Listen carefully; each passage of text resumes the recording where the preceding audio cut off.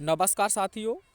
आज के video lecture में हम 2017 में पूछे गए सिंथेसिस के सभी क्वेश्चंस का समाधान देखेंगे। और देखिए 2017 का कितना इम्पोर्टेंट फर्स्ट ही क्वेश्चन है और यह 2022 में पूछा गया है। आप एक बार देखिए प्रीवियस ईयर पेपर उठाकर, तभी मैं आपसे कह रहा हूँ कि प्रीवियस ईयर्स को एक बार अच्छे से लगा लें। तो चलिए देखते हैं। It must be done full stop the cost does not count. Simple में बनाना है और सिंपल में ही 2022 में पूछा गया है। तो आप इसे कैसे कह सकते हैं?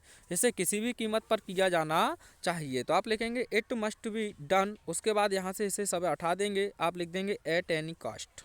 एट एनी कास्ट, कॉस्ट यानी कि इसे किसी भी कीमत पर किया जाना चाहिए। It must be done at any cost, यह सिंपल हो गया। चलिए अगला क्वेश्चन देखिए। The sailors cast the anchor, यानी कि जो सेलर्स थे उन्होंने एक लंगर फेंका। They did so to prevent the ship from drifting, यानी कि उन्होंने जो जहाज था उसे ड्रिफ्टिंग होने से रोकने के लिए ऐसा किया। इसे आपको एक कॉम्प्लेक्स सेंटेंस में बनाना है। तो हिंदी में कंबाइन करें पहले, यानी कि जो सेलर्स थे उन्होंने एंकर को फेंका ताकि वे जहाज को ड्रिफ्टिंग होने से रोक सकें। ताकि, तो आपको कुछ नहीं लिखना है, पहला सेंटेंस ऐसे ही लिख दें, the sailor cast the anchor so that. अब सो दैट के बाद में आपका दे लिख दिया जाएगा। उसके बाद आपको ध्यान रखना है, सो दैट के बाद या तो मे लिखते हैं या माइट। अब यह देखें पास्ट में टेंस है तो आपको यहाँ लिखना होगा माइट। क्या लिखना होगा? माइट। वैसे भी डिड लगा है वहाँ देख सकते हैं। तो आंसर होगा आपका the sailor cast the anchor so that they might prevent the ship from drifting. Prevent से आगे जोड़ देंगे यहाँ, यह आपका एक कॉम्प्लेक्स सेंटेंस हो जाएगा। अगला क्वेश्चन देखिए। द सनसेट, सूर्य अस्त हुआ। The stars came up in the sky, और जो तारे थे वह आकाश में बाहर आए या ऊपर आए। आपको इससे क्या बदलना है? एक सिंपल सेंटेंस में। दोनों सेंटेंसेज के सब्जेक्ट अलग अलग हैं। पहला सेंटेंस रीजन बता रहा है, दूसरा रिजल्ट। तो आप जानते हैं नॉमिनेटिव एब्सोल्यूट का यूज करेंगे। तो आप क्या करते हैं नॉमिनेटिव एब्सोल्यूट में? एक्टिव वॉइस में तो सबसे पहले आपको सब्जेक्ट लिखना है द सन। एक्टिव में तो आप लिखेंगे हैविंग। अगर पैसिव में होता तो हैविंग बीन लिख देते, हैविंग। उसके बाद थर्ड फॉर्म चाहिए तो आप लिख देंगे शैट, कॉमा लगाकर लिखेंगे the stars came up in the sky. Answer होगा the sun having set comma the stars came up in the sky. चलिए अगला क्वेश्चन देखिए। अगला क्वेश्चन है आई रीच्ड होम, मैं घर पहुंचा। आई रीच्ड होम, मैं घर पहुंचा। The sun had set before, यानी कि सूर्य के छुपने से पहले। तो इसमें पहले से ही आपको कंजंक्शन दिया हुआ है, तो आपको इसमें क्या बनाना है? Complex sentence. तो आप कुछ ना करें, पहले इसी सेंटेंस को लिख दें, the sun had set before I reached home. यह आंसर हो जाएगा। वैसे भी आपने सुना होगा डॉक्टर के आने से पहले मरीज मर चुका था, तो यही ऐसे ही आपको बना देना है, the sun had set before I reached home. चलिए अगला क्वेश्चन देखिए। Tagore was a great poet, Tagore एक महान कवि थे। ही रॉट द गीतांजलि, उन्होंने गीतांजलि नामक किताब लिखी। It was a famous book, यह एक प्रसिद्ध किताब है। He was awarded the Nobel prize for it, और जो टैगोर जी थे, रविन्द्रनाथ टैगोर जी, उन्हें इसी किताब के लिए नोबेल पुरस्कार से सम्मानित किया गया। आइए इसका क्या बनाना है आपको? Simple sentence. तो सबसे पहले आप लिखेंगे टैगोर। क्या लिखेंगे दोस्तों? टैगोर। उसके बाद आपको लगाना होगा comma. Comma case in opposition से बनाएंगे पहले। तो आप लिखेंगे एक्स्ट्रा इन्फॉर्मेशन दी गई है, अ ग्रेट पोइट। अ ग्रेट पोइट, ध्यान से समझे इस क्वेश्चन को, मैं गलती भी हो सकती है आपसे। Tagore comma a great poet. अब दोस्तों एक बार फिर से आपको कॉमा लगा देना है, केस इन अपोजिशन हो जाएगा। अब इसमें से सबसे पहले आप इस सेंटेंस को लिखें, was awarded the Nobel Prize. पहले इसी को लिखें, तो आप लिख देंगे वॉज अवार्डेड, समझ लेना थोड़ा सा, अवार्डेड द नोबेल प्राइज, मान लीजिए इतना। उसके बाद आप फॉर से लिखेंगे, फॉर, और जो राइट लिखा है इसे आप जीरन फॉर्म में बदलेंगे तो हो जाएगा राइटिंग।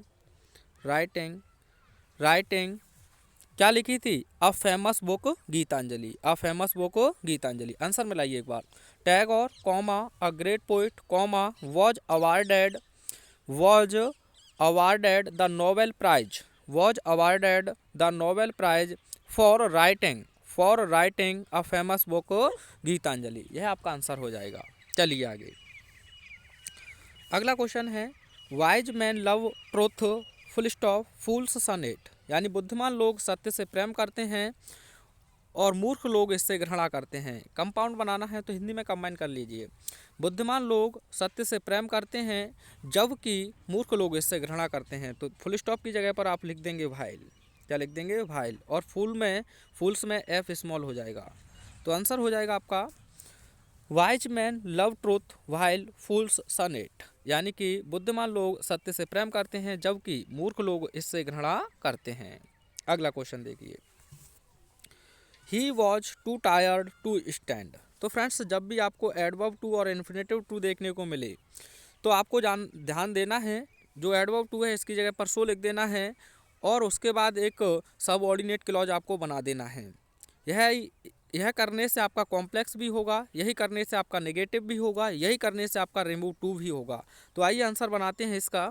तो सबसे पहले आपको ही का तो ही लिख देना है, वॉज का वॉज लिख देना है, जहाँ जो टू दिया है आपको इसके स्थान पर आपको शो लिख देना है।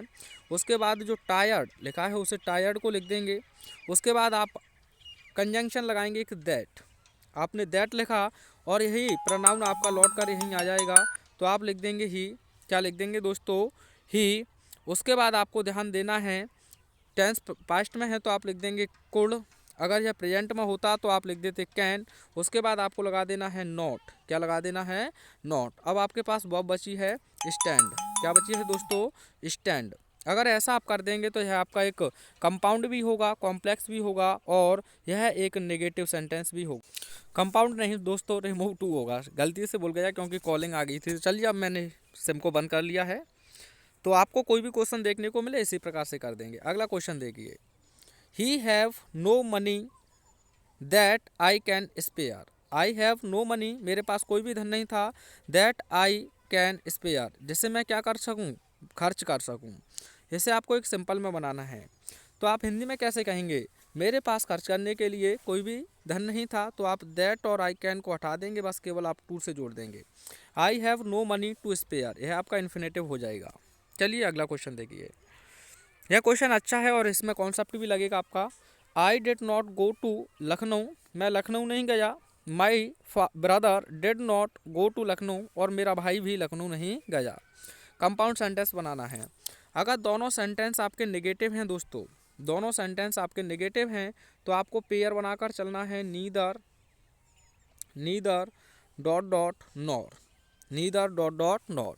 बस आपको यह ध्यान रखना है, अगर दो सब्जेक्ट अलग हैं तो सब्जेक्ट को एक सब्जेक्ट से पहले नीदर लिख देंगे, फिर सब्जेक्ट लिख देंगे, फिर नॉर लिख देंगे, फिर उसके बाद दूसरा भी सब्जेक्ट लिख देंगे। अगर दो ऑब्जेक्ट या कॉम्प्लीमेंट अलग हैं तो उन्हें लिख देंगे, दो वर्ब अलग हैं तो उन्हें लिख देंगे। तो यहाँ देखते हैं क्या अलग है। तो आप देखें, did not go to Lucknow, did not go to Lucknow तो एक ही है, तो इसे कॉमन रहा आपके पास आई और माई ब्रदर ही अलग है। तो आपको लिखना होगा नीदर, ना तो आई नॉर माई ब्रदर। अब दोस्तों यह नेगेटिव हो गया तो आपको यहाँ नॉट की ज़रूरत है नहीं। जब नॉट नहीं रहेगा तो डिड आ नहीं सकता है नॉट के बिना यहाँ नेगेटिव सेंटेंस में। तो आपको गो का सेकंड फॉर्म से जोड़ देना है, वेंट टू लखनऊ।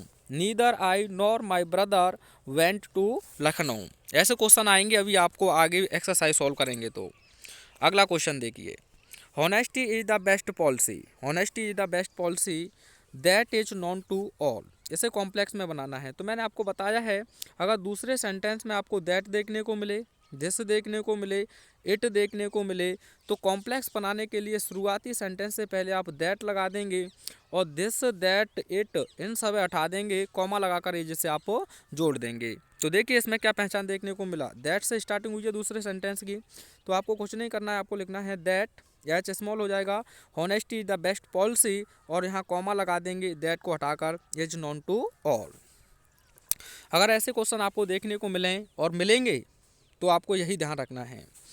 अगला क्वेश्चन देखिए, he is intelligent full stop he is hard working, he is intelligent he is hard working. इसे आपको एक सिंपल सेंटेंस में कन्वर्ट करना है। तो सिंपल में आप क्या करेंगे, एंड से जोड़ दीजिए, दोनों एडजेक्टिव की तरह ही हैं। तो आप लिख देंगे he is intelligent and hard working. And hard working. And से कंपाउंड भी बनता है, इस बात को आप माइंड कर लें। इसमें तो एक ही सिंपल सेंटेंस है, इसीलिए एक ही वर्ब है इसीलिए सिंपल बना है। अगर दो वर्ब होती तो यह कंपाउंड भी बन जाता। तो आप लिखेंगे he is intelligent and hard working. अगला क्वेश्चन देखिए, good Trump's over evil in the end, यानी कि जो अच्छाई है अंत में वह बुराई पर विजय प्राप्त करती है। दिस इज सर्टेन, यह निश्चित है। बनाई कॉम्प्लेक्स अभी मैंने बताया। दूसरे सेंटेंस में दिस दैट इट से स्टार्टिंग हो रही है, तो कुछ ना करें, पहले सेंटेंस से पहले ही आप दैट लगा दें। That good TRIMS over evil in the end, और दिस को यहाँ हटा देंगे, कॉमा लिखकर लिख देंगे इज सर्टेन। आइए अगला क्वेश्चन देखिए, he was ill full stop he went to school. क्या बनाना है दोस्तों इसका? इसे आपको बनाना है एक सिंपल सेंटेंस में। तो कैसे कहेंगे आप? यानी कि बीमार होने के बावजूद तो आप लिखेंगे इन स्पाइट ऑफ। अब जो वॉज है इसे बीइंग में बदल देंगे, बीइंग इल, कॉमा लगाकर he went to school. In spite of being ill, comma he went to school. यह आपका सिंपल सेंटेंस हो जाएगा, क्योंकि बीमार था और फिर भी वह कहाँ गया? विद्यालय। अगर आपको कंपाउंड बनाना होता तो कैसे बनाते इसका? अगला क्वेश्चन देखिए, एक और अच्छा क्वेश्चन है। The boy failed many times, यानी कि लड़का कई बार असफल हो गया। He gave up his studies, और उसने अपने अध्ययन को छोड़ दिया। गेव अप माने होता है छोड़ना। कंपाउंड बनाना है, तो कैसे बनाएंगे? यानी कि ही द बॉय, यहाँ द बॉय लिख लें। The boy gave up his studies for he failed many times. बन गया होगा आपका answer. The boy gave up his studies for he failed many times, यानी लड़के ने पढ़ाई को छोड़ दिया फॉर, क्योंकि ही फेल्ड मैनी टाइम्स, वह कई बार असफल हो गया था। तो आई होप आपको यह कॉन्सेप्ट समझ में आए होंगे। एक बार अपने आप से अवश्य बनाएं। मिलते हैं नेक्स्ट वीडियो में। Till take care, have fun, thanks for